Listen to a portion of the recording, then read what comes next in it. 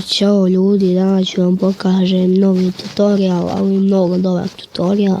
Sam ja provalio kako da napravite na vašem telefonu i ubacite ga u klip. Evo ovako, za ovo vam je potrebno dve aplikacije koje ćete skinuti sa Google Playa ili Play prodavnice, kako bi mi rekli, free, znači V-Trim i Animoto, skinete i to. Prvo kad ste skinuli uđite Animoto i ovako samo malo da se učita i izbacit će vam jedan intro i vi idete na ovaj video, idete ovo Kacheng style i bije koji ćete video. I ako nećete od svih videa ni jedan, ako imate već neki video, znači ovdje kod vas u listu, izbacite ga ovdje, tu ćete ga izbaciti. Ako nećete od ponuđenih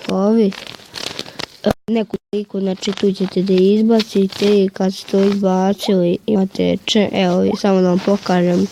Evo ja imam tu slike, moj telefon i vi izbacite koju želite sliku, video i idete ako želite muziku da dodate, imate ove ponuđene lista, imate vašu muziku i to, ali ja neću da pravim i to kad ste napravili idete ovako, ja ću da lupnem nešto, to na ovo nešto ću da lupnem i imamo ovako, uđete tu, sad ću vam pokažem, samo malo idete dom, naravno, samo malo gdje sam ja otišao, bogati, idemo ovaj vid, šta bi sad brate, samo malo, ako izađemo sad iz Animoto, kad ste izabrali sliku, izađete sve iz Animoto i uđete opet. I ovako uđete u Animoto, opet i pitamo ovako nešto i vi kad ste ušli, kliknete na vaš video koji ste pravili, intro, i idete na download, nemojte ići play, share, delete, nego idete samo download i taj intro će vam se skinuti u vaš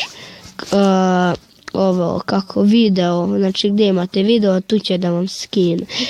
To kad ste skinuli intro tu i koji ćete klip, idete na V-Trim, to je sad što vam kako da ubacite, idete ovako, izaberete vaš intro, idete merge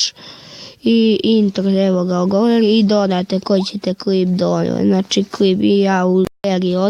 odete tamo i nađete taj klip.